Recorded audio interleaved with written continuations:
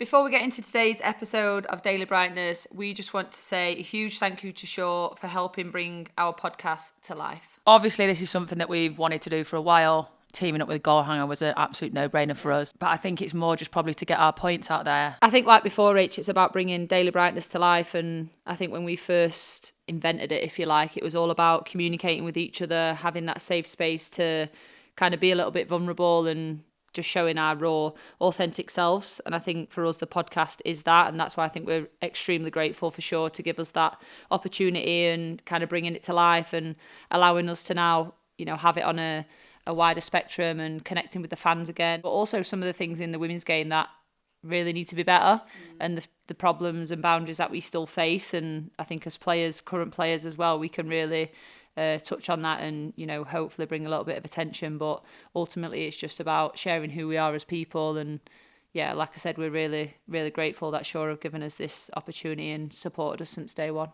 Obviously, it's been amazing that Shaw have backed us from the start and all the way through this now. But exciting to have them be alongside us for this exciting summer of football. And they'll be with us every step of the way. So we're grateful for them to be alongside us sharing this journey as well. So thanks again to Shaw and thank you all for tuning in.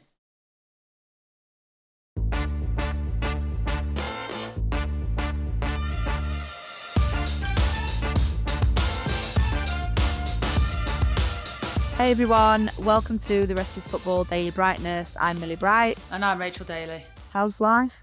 Oh, good. Back in the UK now. Got back last night, so... How was Portugal? And where's the frog?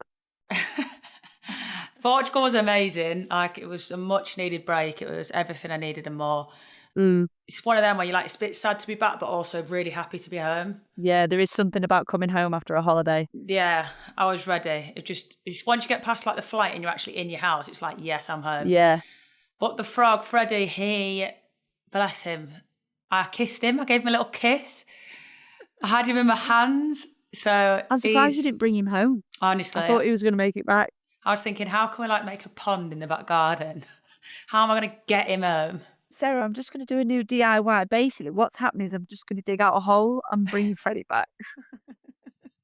Just carry him in like a goldfish bag. Not sure I'd get him through security, to be honest, but I might have to get one here while I'm here now. You'd have to bring his whole family back as well. Oh, there's loads of them. How are you anyway? How's your week been? Yeah, it's been good. I had a really good week in rehab. I had some family time, some switch off time. But yeah, it's been a really good week. The weather's been actually really nice back here.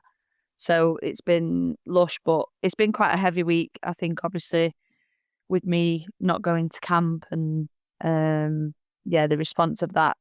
And yeah, it's been heavy, I think, emotionally. But yeah, I feel better. I'm feeling like I'm focusing on all the right things and that's all you can do really, isn't it? 100%. I'm glad you're feeling a bit better. You look a bit better. Thanks, bestie. And on a lighter note, you've just signed a 2-year deal. Yeah, did that last week, so that was good. I'm buzzing for you. Thank you. Congrats. It's a nice bit of weight off your shoulders when you get that over the line, isn't it? But no, I'm delighted to be at Villa again. And like I said on the last few episodes, I think coming off the back of how we finished the last season, I think it's something to be excited about, something to be looking forward to be a part of. And, you know, give what I can to the club that I really enjoy playing for and hopefully kick on into this new season and the next one, finishing strong. And yeah, I'm really excited. Yeah, you deserve it though as well. You've been a massive figure for the team and you're a massive part of the way they play. And yeah, just I know you as a player and a person and your character in that squad. And I'm excited to play against you some more. And I'm sure we'll have some more gymnastic moves on the pitch sitting on your head and all sorts. No doubt we'll play your first game of the season again and it'll just be an absolute shit show of me and you falling on the floor. But no, yeah, I am really, really excited to be back playing for Villa. And yeah, it gives me 2 more years of hard work and kicking on to what I want to achieve and keep trying to break barriers, you know, within the club and within the football world. And yeah, hopefully go on and get some success with Villa. RD3, golden boot next season. You got to change it to RD9 now, I reckon. RD9. It's been 9 for like 3 years now. I know, but RD3 is just iconic. That's you. I know, it's my little slogan, isn't it? Anyway, let's talk a bit more about you. How have you felt? Obviously, you touched on it a little bit then, but I think it was a difficult week for you last week, and I think really good to see you be so vulnerable and raw about your emotions and, you know, where you're at and what you need to do. And I think maybe it'd be good for you to touch on a little bit more about the response, really. I think it's been really positive. Everything I've seen on social media and people that I know and that I'm close to have all sent, you know, their best wishes to you, and think it's so brave for you to speak up and be open and honest about how you're feeling and where you're at. Yeah, no, the response has been incredible. And I think again, it's just another eye opener to people that life is bigger than football. Like your mental state, your physical state is bigger than anything. And as much as we love and as much as you know me, I would run through a brick wall for anyone and anything. And but you do get to a point where you're just like, this is not healthy to continue to do that and to take that time. But the response has been incredible, and obviously an ambassador for Young Minds and everything they stand for. It's a bit hypocritical if I go against what I'm trying to achieve, and the message that I'm trying to send to everyone is to be vulnerable, to speak out, to be brave, to value your mental state and your physical state and kind of where you're at as a person. So the easy thing was to go to camp. The hard thing is to say, no, actually, I'm not in a position. So yeah, like I said, the response has been quite overwhelming, to be honest, and so many people have reached out. And also it's in these moments where, like, touching on like what you said in the last episode, is in your toughest moments and probably your darkest times is when you realise who your people are and who's really there and who actually understands you. So I think, yeah, you learn a lot in every situation, but the response has been good, and I've had a lot of thank yous. Thank you for showing that it's okay to do this. And I think sometimes when you're a player and you play for your country and you play at the highest level, there's that you're expected to go to everything. You're expected to do everything. You're expected to kind of be like invincible. And I was like, that's quite dangerous. And it's quite scary that is kind of what the outside world, you know, the pressure that they put on you. But for me, like, you know, I don't shy away from anything. And I think I've done a lot of learning on myself as well, probably over the last couple of years, really, and understanding myself a little bit better and my needs. And, you know, at some point I do have to look after myself. And yeah, I feel like my role in life is always taking care of everyone, but I need to take care of me first. But I feel good. I do feel good. I feel, you know, I know it was the right decision to not be there. And like I said, fully supportive of the girls, and they went on and smashed it. But also I'd be a hindrance if I was there, because I'm not 100% myself and I can't give the best version of me to the team. So it'd be selfish to have gone. I probably wouldn't look at it as selfish of you to have gone. I think it's more selfish towards yourself. Like, you'd be doing a disservice to yourself and your emotional state and everything, like you said, that you promote and try and push for. If you went and wasn't 100%, like, you know that you weren't. And I think for people like me and you, if we're not 100%, we're almost at rock bottom. You know what I mean? It's so visible. It's so noticeable. We wear our hearts on our sleeves.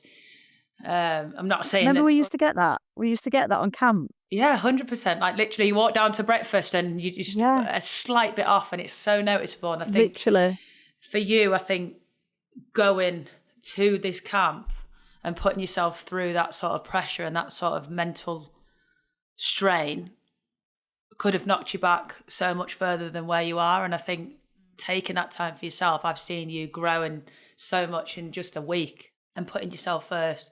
You know, I even have a conversation with your mum and stuff, and it's just, I actually really am so proud of you. Like, I know I say it all the time, but thanks, bestie. You've achieved so much in your career and so much in your life, and you are at the top of your game. But I think in this moment now is the most I've ever been proud of you, because it's so difficult to do and it's really not an easy thing. And I think for me, seeing my eyes are filling up, for me seeing the responses. I'm too emotional at this moment in time. The responses from everybody, it's probably overwhelming for you, because I was a little bit overwhelmed when I read it all, but it's such an outpouring message of love and care for you. And I think that's so important, because, like you say, there's a lot of negativity in this world, and there's a lot of people that, you know, there's probably criticism as to why you've done this, but the 99%ers are the ones that they understand what real life actually is, and what you're suffering with isn't something to be played around with, and it's not a joke. So yeah, I'm really proud of you. Thanks, bestie. I appreciate that. And I've had so many like parents actually like comment or message and be like, thank you for showing my little girl that no matter like what level you play at or how old you are, you can also take a break at any time.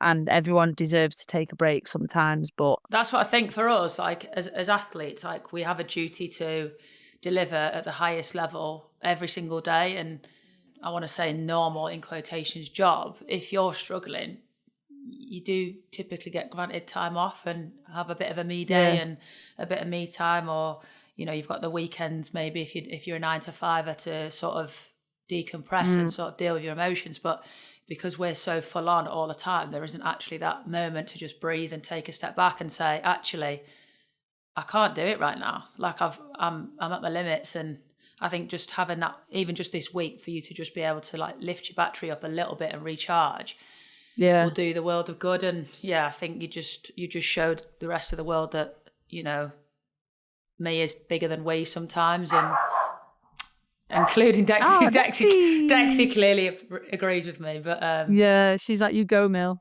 Thanks, Dexy. And now she's like, can you come and see me now, please?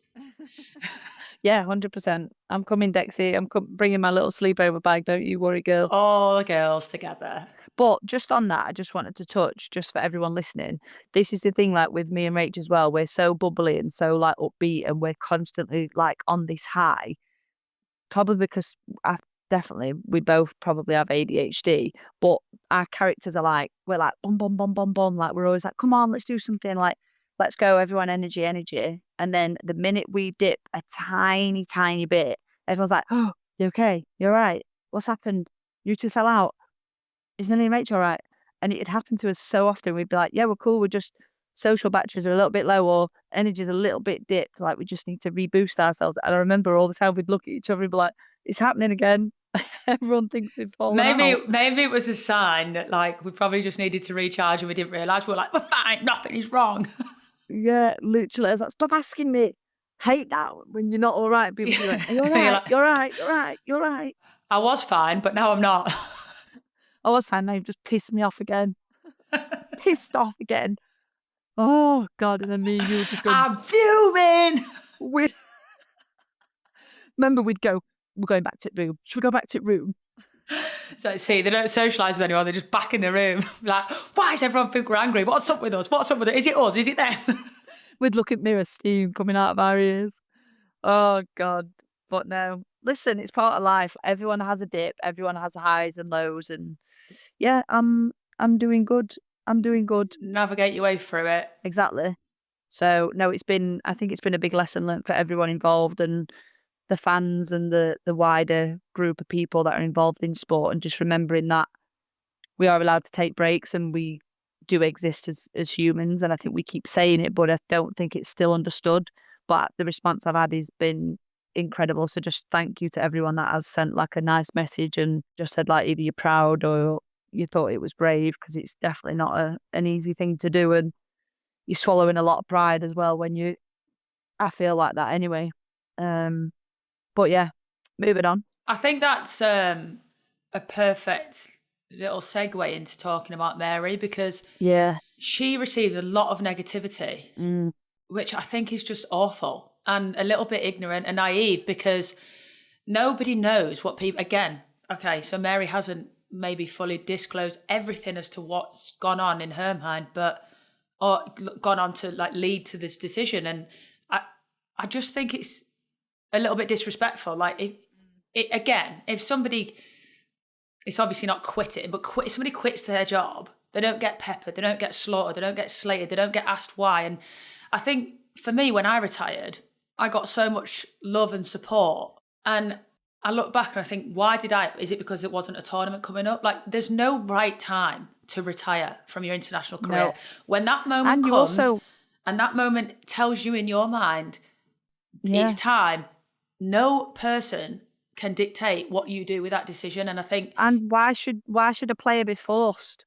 Why should you be forced? What good is it to be in a situation if you feel like you're done and it's the right time to move on?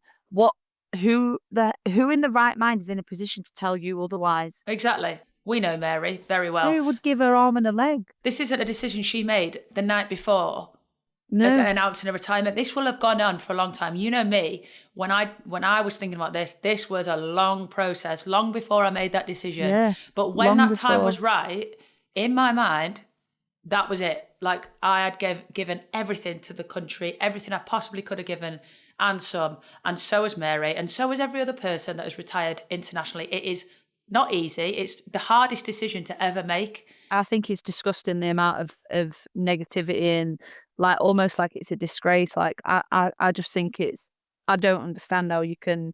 And you know what? She also doesn't have to explain herself. That's exactly my point. I said that. She doesn't have to explain herself. Why should she? She's also reeled off a hell of a lot of points as to why she's made that decision. Is that not enough? Mm-hmm. Who are you in your right mind to question why somebody has made a decision? I'm sorry, I don't understand it. Like, that's her life. If you take it all the way back and think about her as a human right now, that was a difficult decision for her. One that she, again, would have pondered for a long, long time after giving everything, like breaking so many boundaries for the nation. Like, in that moment, have you not just taken a step back and gone, oh my God, I really feel for her. This must be such a difficult decision. I really hope she's okay. Thank you for your services. Thank you for everything you've done. And we can't wait to see you shine at club level. I can't wrap my head around why she's got any form of abuse. I don't understand it. And I think it's really disrespectful. I think it's ignorant as a human being to disrespect another human being for making the decision what they feel is best for them. Like, how dare you, like, question an individual and how they feel? You can't tell someone how they feel. Who in their right mind would think to be like, oh, you know what, I'm going to go and give a shit online. I'm going to say this. I'm going to say this. Like you said, just thank her for her services. And if she feels this is the right time, then so be it. Now there's a new opportunity for a youngster to come in and have their moment, which she stated in her statement, which is you're passing the baton on. That's how sport works. That's life. I said the same thing in my statement. Like, I meant that from the bottom of my heart. Like, I knew that it was time. And you look at Aggie Beever-Jones. She stepped in now and worked her way into that team and is absolutely thriving. And nothing gives me more pleasure than seeing that happen. No. And the goalkeepers coming through now have got a brilliant opportunity. Like, I can't even. It really, really, really angers me that anyone can question anybody's decision in terms of that. Like, and now she's come off social media as well, which I can only think is because, you know, if I was in that position and I'd think, freaking heck, I'd want to completely wipe my social media as well. And you know, you don't want to be dealing with that. Like, it's hard enough her coming to that decision. Like you said, it's not an easy decision. Whether you believe it's right or not, it's not an easy decision. Like, and you knowing yourself, you're still letting go of something that you've given every ounce of energy. You've sacrificed everything to represent your country. And you don't just represent your country 10 days a month. You represent every single day because it's your club performances. It's sacrificing birthdays and family events and time with your friends and holidays and exploring the world. Like, you sacrifice everything for football. It's not an easy thing, and I can only imagine she's come off it because of the amount of shit that she's getting. And to drive a player to feel like they need to do that, or drive a person, I just don't understand it. Like, what world do we live in? I don't get it. And you don't have to be happy with the decision. Like, no one's sitting here going, you should be over the moon she's retired, because there'll be a lot of people that are gutted because of what she's done for the country. But instead of showing it in such a negative, nasty way, think about her and how she's feeling in this moment, because we both know this is not an easy thing for people to do. Like, you've lived it through with me. I think the problem for me is like, retiring is such a strange word for me, because most people retire in their 60s, in their 70s, in their normal life. And nobody's judging them for retiring. They're soaking up their pension. They've worked and they've done everything. It's like a fast track for football and sport. It's fast tracked. Everything you do on a daily basis, it's like you're squeezing it into your 30s. And she has given her heart and soul, blood, sweat and tears to play for her nation, to represent a nation, to break barriers, to fight for things off the pitch. Give the girl some credit. Celebrate her. But anyway, Mary, we're proud of you. We celebrate you. Mary, we love you. I salute you. You've been incredible. And for anybody listening, just please, please, please, like, just think of all the things that that individual has done rather than, oh, well, she's retiring. Like, let's give a shit, let's abuse her. Like, no, just appreciate it and accept that the baton's being passed on. It's an exciting thing. The next era of football is literally right here. So like, just enjoy it and just think before you speak. Like, please, I Just be just don't kind. understand. Just, yeah, and if you've got nothing nice to say, don't say it.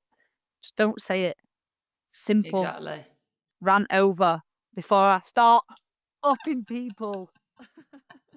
I'm fuming. I'm fuming. Right, let's take a quick break on that note. Don't go anywhere. We'll be back in a second. Welcome back, everyone. Me and Rach have just had a little cool off. We are back to our normal state now. We've taken 3 deep breaths. Yeah. Right, we're back in the room. But yeah, Rach, I just thought it'd be good to touch on, obviously, the girls, the Lionesses were absolutely on fire. Really good result against Portugal, 6-0. But I think one individual in particular, your little favourite. Little Miss Beever-Jones. So yeah, our little star girl, I think obviously she has done incredible. And I think watching that girl come from being a kid at Chelsea and watching her growth and come to us, go out on loan. And you see a lot of players that go out on loan and they never come back. She came back and she just soaked everything up, kept getting little minutes here and there, was really patient, stuck it out. And now like I'm just really, really proud of her. And to see that growth in her has been incredible, like incredible. But striker to striker, what do you see her as a player? I think she's brilliant. I think she's got so much talent and her potential. She's not even anywhere near it yet. You know what I mean? The ceiling is so high for her. And I think we're just seeing glimpses of how good she is. But I think how good she's going to be is frightening if she continues at this level. And the season that she's had at Chelsea, again, I mean, she's surrounded by the best players in the world day in, day out, getting coached by incredible coaches. And I think, like you say, her just soaking that up and being a bit of a sponge and learning from the likes of, you, Lucy, there's big players there that she can learn from. And I've really enjoyed seeing how successful she's been this season. Like you say, just minutes here and there and then getting starts and, to get a start at Chelsea is probably one of the most difficult things to do. So she's, I'm glad she got her opportunity on Friday. Obviously, unfortunate to see Alessia pick up a calf injury. But again, it's a little opportunity there for Aggie to show what she can do. And, that they've got so many good forwards in that team right now. And I was so pleased. And it puts it into perspective for me, thinking that when I retired, knowing that she was going to come through, I was so excited to see her thrive. So, absolutely delighted for her to get a hat trick. It's not an easy thing to do at any level, never mind international in a major game. So massive shout out to little Miss Beever-Jones. Yeah, she's bossed it. I honestly, I've got a little soft spot for her. I see her as like a little sister. Her and Vika at club. Keep it as sisters, they're not besties, okay? Yeah, no, they're my little sisters. But no, I give her tough love because I believe in her as a player and as a person, and she does get that toughness from me. Like, she definitely don't get an easy side. I'm probably tougher on her because I care a lot about her and I see her potential. But she's always asking for advice or support, and she always thanks me. But she just listens. Like, she listens and then she delivers. And I'm like, I told her, I said, I texted her before, comes to that time to shine now. She's just smashing it, and it's really nice to see people getting what they deserve, and like you said, getting an opportunity. And obviously we hope Leslie's isn't too serious and she's back soon. But great for the team to have everyone fit and firing, and having a pick of those two is incredible. Yeah, it's great competition. I think it's so healthy. And going into a tournament, that's what you need, isn't it?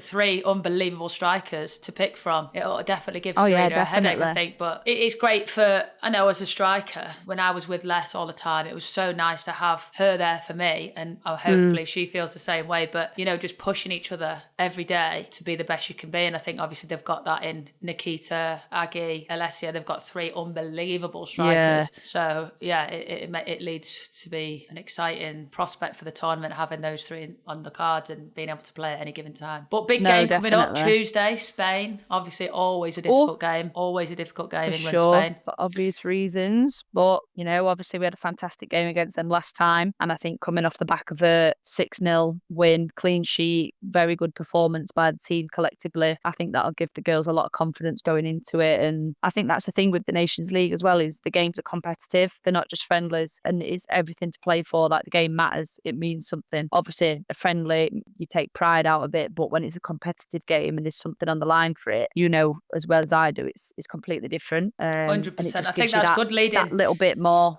Leading into a tournament, that's what you need, isn't it? You want to be challenged and tested at the top level. So I think it's great for Serena to see what our players are capable of, and it's great for the players to show what they can do. And obviously going in with hopefully 2 wins will be a great boost of confidence for them. Yeah, definitely. So yeah, excited to watch that one. Let's get another win, and best it's a of successful luck. camp. Hopefully 2 wins coming out of this week. Bosh. Let's talk about gratitude. What are you grateful for this week, Millie? Oh, wow. Did you hear my voice?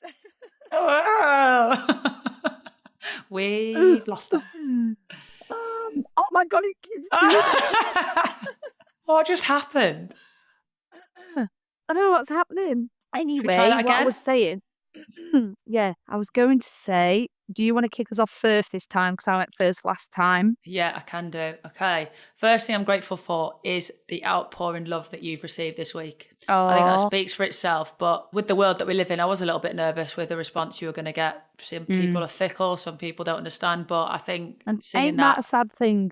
Very, very much so. But we're not talking about sadness, we're talking about grateful for those people really, that really gave you nice. that love and support this week. Well, mine's pretty similar. I was going to say I'm very grateful for good people in the world, good people and kind words. Love that. Because it's meant a lot, and I think it just goes to show that there is still goodness out there, and no matter what kind of is going on in society, like, it does exist. And social media can be such a horrible, dark place to be around that I'd be lying if I said I weren't nervous for it to come out, that I'd, mentally and physically weren't in a position to be there and I'd taken that decision. I was thinking, oh shit, like, I better get ready for the storm ahead. But yeah, I think it just shows that there's still goodness. So thank you to every single person. That is one of my gratitudes. Just remember, it's a sign of strength, not weakness, what you did. That it is, bestie. Next one for me is home. I'm grateful for my house, right? Because coming home from holiday, I walked in the door and I was just like, oh, I felt so at peace. I'd had it all, I cleaned it all before I left.